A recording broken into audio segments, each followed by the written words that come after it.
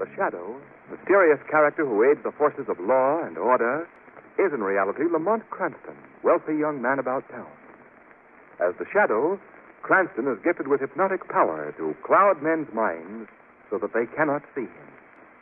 Cranston's friend and companion, the lovely Margot Lane, is the only person who knows to whom the voice of the invisible Shadow belongs.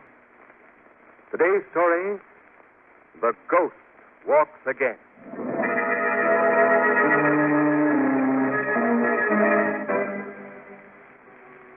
Night. Peaceful, serene night has just fallen on a small New England town. As the village clock strikes the hour of 9, we hear the footsteps of two men of the town on their way to a village meeting. They're taking a shortcut through an ancient graveyard. Sam. Hi. Sam, look up there by the big oak. Isn't that a fresh dug grave? Well, now, it sure looks like one. Mighty odd. That section's closed off. Ain't been a burial there in over 200 years. We'd better take a look up there. Hold that lamp in the high, Sam. That's it. Say, that dug-up ground looks to be right by the grave of Sir Roger Mathis. Sam, it is the grave of Sir Roger Mathis. Now, who could have done that? I don't know, but it's a pretty snide trick, desecrating a grave that's over 200 years old. The grave of the first governor of our colony.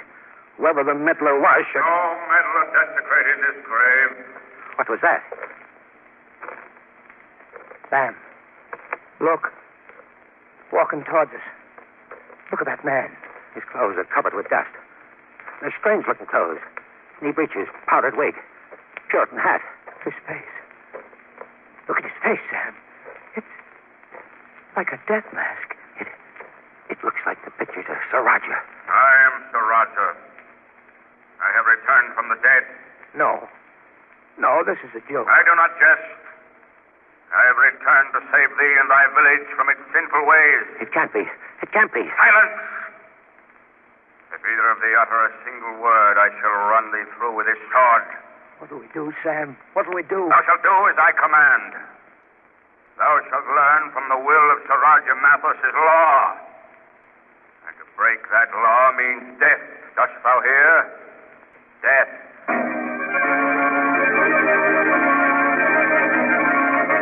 Well, there's Stebbins. Let's hear what he has to say. Fellow selectmen, the issue that brings us here tonight has to do with this old meeting place.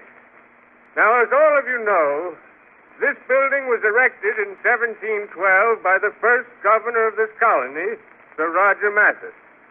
And as you also know, nothing has been disturbed within these walls since that day. The furniture, the paintings, even the ancient punishment stocks and torture presses, all are still here in their original places. Hear ye.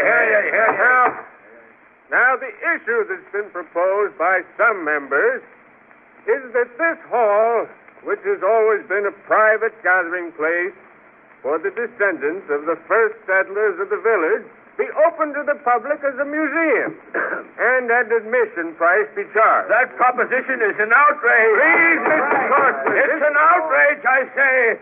Thou art violating the laws that were passed down to us by our founder, Sir Roger Mathis. Silas Crossman, you'll get a chance to talk later on. I should talk now. Someone go into the museum and fetch the original ruling, written in Sir Roger's own hand. You go in there, Harvey. Yes, sir. I shall read to thee his document. In it he states that only the families of the village... No. What is it, Harvey? In the press. The ancient torture press, there are two bodies. What? Why, they can't. It's Sam and Wes Merrill. They've been crushed to death. Good heavens. Why, that can't be. Look. Merciful saints. Look, they're clutching something in their hands. Both of them. See what it is, Harvey. Yes, sir. Who could have done such a thing? Why, I saw them only an hour ago. Yeah, Mr. Stebbins. Looks like two pieces of old parchment. Yes. Yes, that's what it is. What's that writing on them? What does it say? Glory. This can't be. Well, what is it? These are two ancient death warrants, signed by Sir Roger Mathis.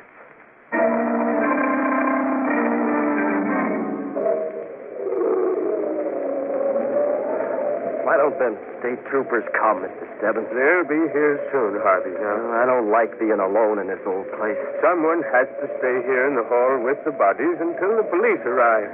No, it's scary in here. Well, what is there to be afraid of? What is there to be afraid of? Tell me, who killed Sam and Wes? Why were they killed? Well, Harvey, I don't know. I know why. They were for opening this place against the original wishes of Siraj. Well, he had something to do with their death. I just got a feeling. Now, you stop talking nonsense. He was a stern old Puritan, Sir Roger was. I've read all about him, and them that disobeyed his wishes... Did you hear that? Yes. It was just the door. Footsteps coming into the hall. Now, see here, Harvey. If you're going to act like a fool... Look. Good heavens. The ancient clothes. The Puritan hat. And that face. Like a face from the grave. It's Sir Roger. Yes, it does look like him. He's coming towards us. I can't stand this. I'm getting out of here. Now, come back here, Harvey. Come back here. No, I'm going. Harvey, you shouldn't have done a fool thing like that. You have been left alone, John Stebbins. You can't frighten me. Who are you? I am the ghost of Sir Roger Mathis. Now, you keep away from Thou me. hast broken the laws that I've handed down to thee. Thou hast suggested opening this meeting hall to the public. And for that thou must pay for thy sins. No. Pay. Keep away. Pay, dost thou hear? No.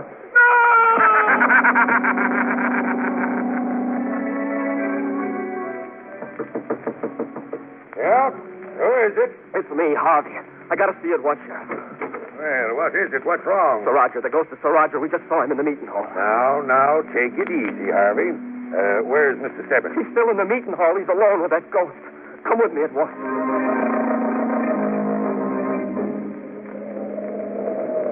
Right in here, Sheriff. Hold that lantern steady, Harvey. I can't see a thing. Oh, where is Mr. Stebbins? What's happened to him? Now, I'm sure he's all right. Now, we'll just have a look around here. Harvey. Look there by the speaker's pulpit. It's Mr. Stebbins. His head and his arms locked in the ancient punishment stock. Yes. Stebbins. Mr. Stebbins. Look, his neck. It's twisted so strange. Mr. Stebbins is dead, Harvey. He's been strangled. Oh. Look there in his hand. He's clutching a piece of parchment. It's the same. The same as the others. Yes. Another death warrant. Signed by Sir Roger Mathis.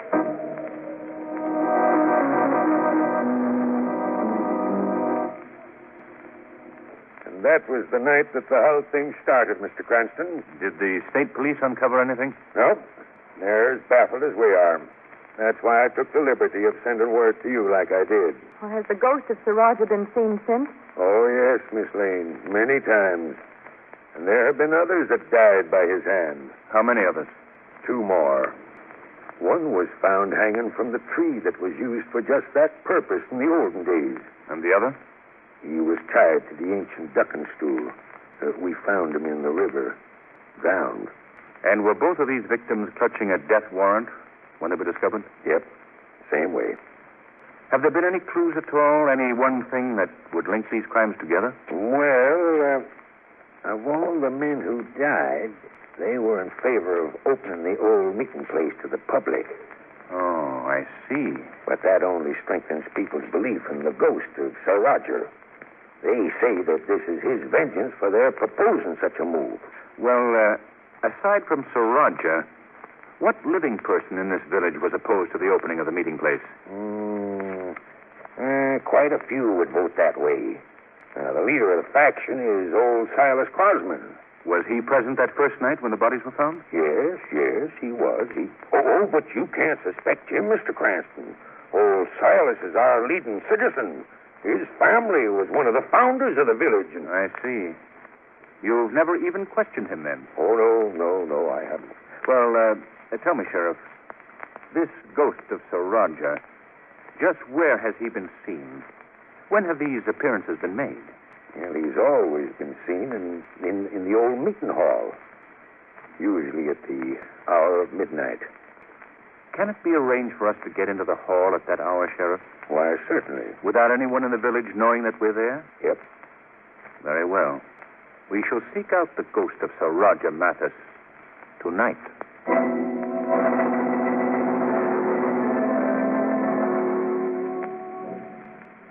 Lamont, I don't think the ghost is going to appear. The evening isn't over yet, Margot. Not frightened, are you? No. No, of course not. I mean, well, not very. Oh. Listen. Midnight. The hour for the ghost to appear. I still don't think he's coming. Well, suppose we find that out right now. Now, Roger! Now, Roger! If you can hear me, why don't you show yourself? No one answers. Give him time, Margot. Give him a chance to. Lamont, listen. Yeah, that did it. He heard me. He's coming. Where are those footsteps coming from? I can't tell yet. They seem to be somewhere overhead. Isn't there a small balcony just above us, Lamont? Yes. He seems to be right above us now. Give me that flashlight, Margot. Here you are. Is that you, Sir Roger? Who called to me? Speak up. Who summoned Sir Roger Mathis?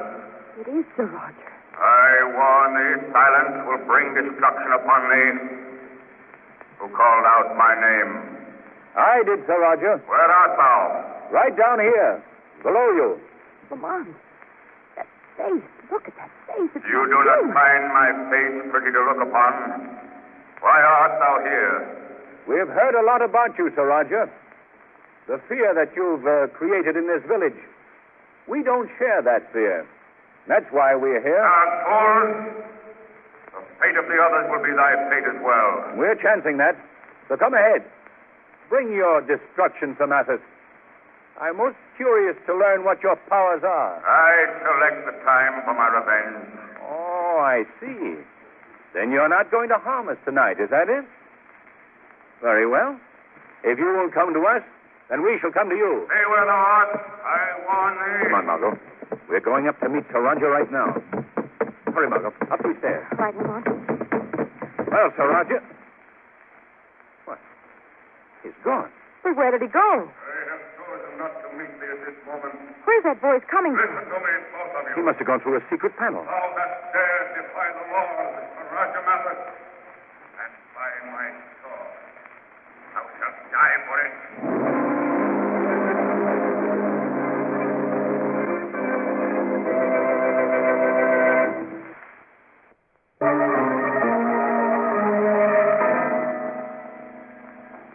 Meeting hall certainly looks different in the daylight, doesn't it, Lamont? Yes, very much so. Did you say anything to the sheriff about our encounter last night, Lamont? No, I thought it best not to mention it to anyone for the present. Oh. We do know now that Sir Roger proved himself to be a very human ghost. Yes. But who he is and what his motive might be still remains to be discovered. Yes, and how he got away. Yes. That's what we'll try to find out right now. Let's take a look at this wall, Margot. You think he escaped through a secret panel? Oh, undoubtedly. You stay at this end, Margot. I'll look down by the speaker's pulpit. If you find anything suspicious, call me. All right. This panel seems solid enough. There's no sign of any... Good afternoon. Oh. I'm so sorry. I didn't mean to frighten you. Oh, that's quite all right. I just didn't hear you. Yes. I'm Edward Crosman. Oh, how do you do? I'm Margot Lane. Oh, Miss Lane. Oh, Lamont, will you come here? Yes, coming. Lamont, this is Mr. Crosman, isn't it? Yeah, that's right, yes. Mr. Crosman, Mr. Cranston. How do you do, sir? Mr. Cranston? The sheriff tells me that you're trying to track down our elusive ghost. Well, we're making an attempt. I'll be greatly relieved if you find him, sir. Why is that? Well, I've been more or less the leader of the group who wish to open the meeting hall to the public. Most of those who are on my side have met death at the hands of the ghost. Oh, and you feel that you might be next? Yes, sir, I do. Have there been any attempts on your life? No, not yet. Knock on wood. Although my dear uncle probably wishes there had been. Your uncle? Yes, Silas Crossman. He heads the opposition group. Oh. Plenty sore at me, I guess, for disgracing the family name by fostering this move to open the meeting hall. I see. Have you discovered anything that might be a clue to all these killings? No, we were just looking around in here. Having heard of the ghost and knowing that all good ghosts use secret passageways and such, we hoped we might stumble on one. Oh, say, that's an idea. Perhaps I can help you. Well, how do you mean? Well, I'm to be in charge of the restoration work in this hall if it's ever opened, and I have a sheaf of the original plans of the building at home. Oh, really? Could we see them? Well, surely. I'll dig them out for you this evening if you wish. Well, we'd appreciate that. Where shall we meet you? Oh, back here at the meeting hall? All right, that's a date. Fine. Well, I've got to be getting along. Oh, by the way, I trust that no word of this will get to my Uncle Silas. He might... We won't mention it to anyone. Oh, thank you. Goodbye. Goodbye. Margot, I think it's time that we investigated Mr. Silas Crossman. I'm going to pay a call on him right now as the Shadow.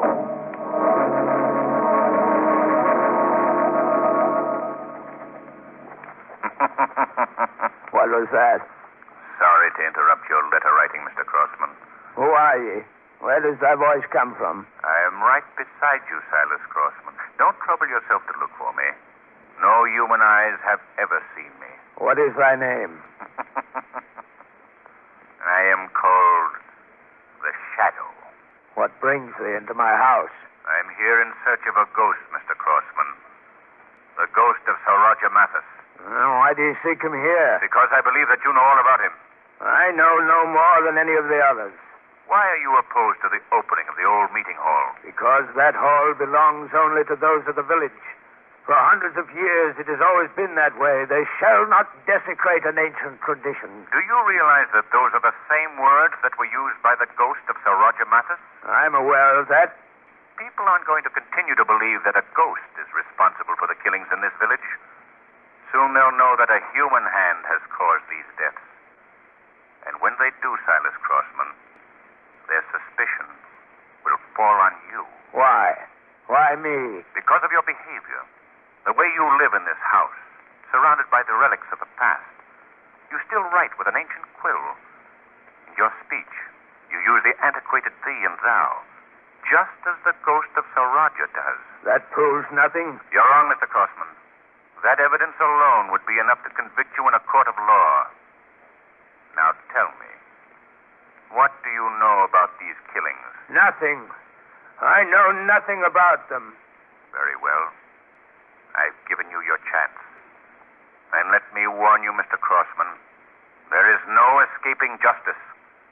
If you are the killer, believe me, you will pay for your crime.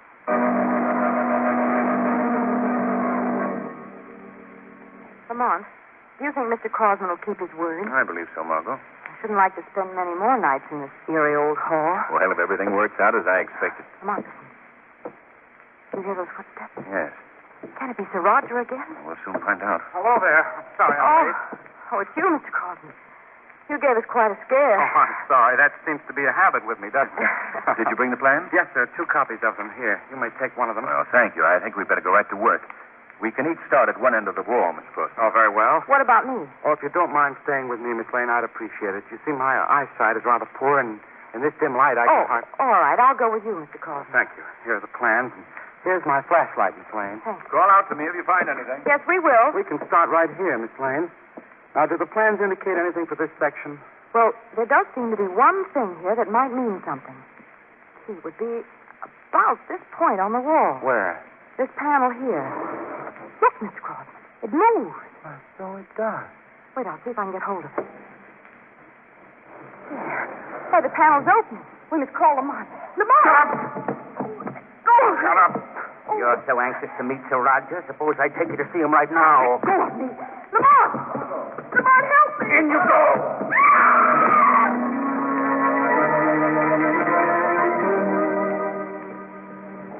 Where are we?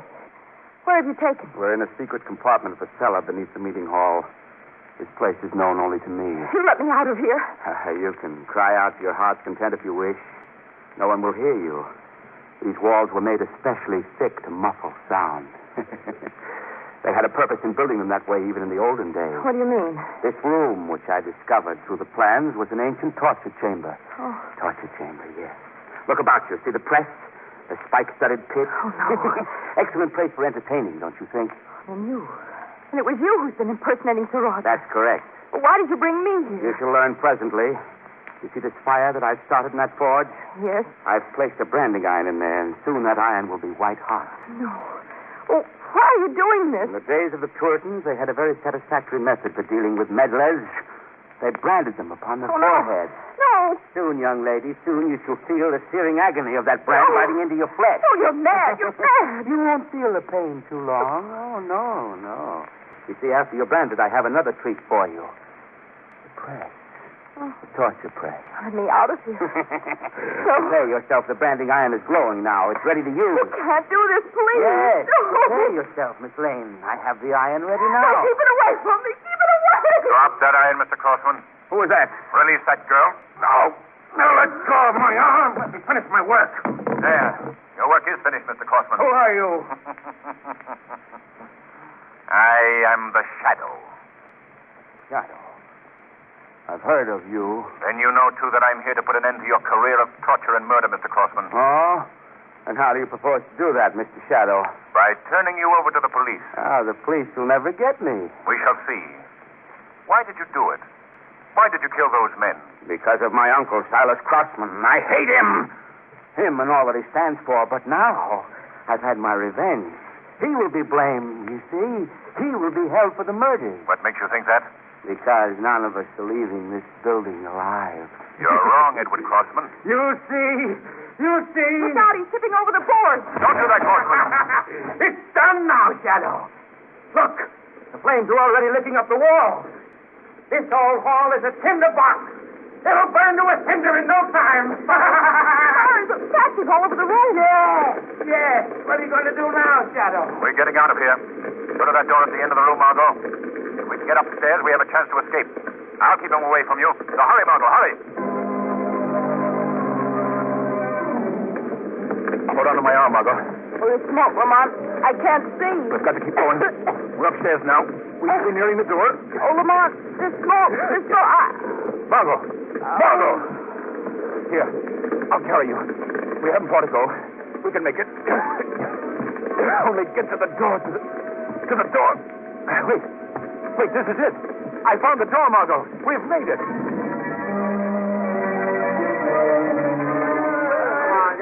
How do you feel, Margot? Better, thank you. Oh, good. Take a look at that building. It's a mass of flame. Yes, we got out just in time. Any sign of Crossman? No, there's no hope for him now, I guess. He must be burned. Look in the belfry of the meeting house. There's someone standing up there. Oh, Lamont, it's young Crossman. Yes, look at him. He's waving his arms. He's shouting something to the crowd. Lamont, he's going to jump. Turn your head, Margot.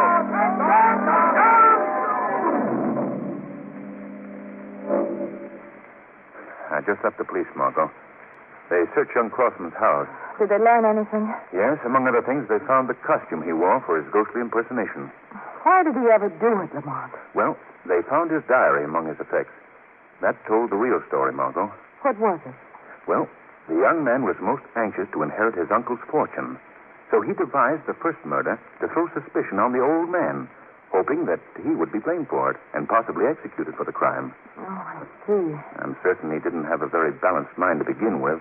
And after the first killing, he just went berserk with a lust for murder that proved his downfall. Well, this whole affair settled one thing, Lamont. What's that? The town will no longer be divided over the meeting hall because there just isn't any more hall.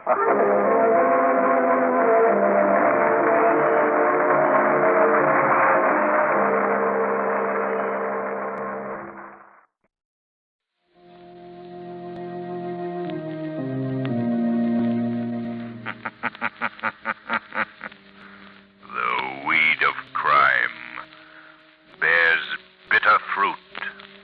Crime does not pay. The shadow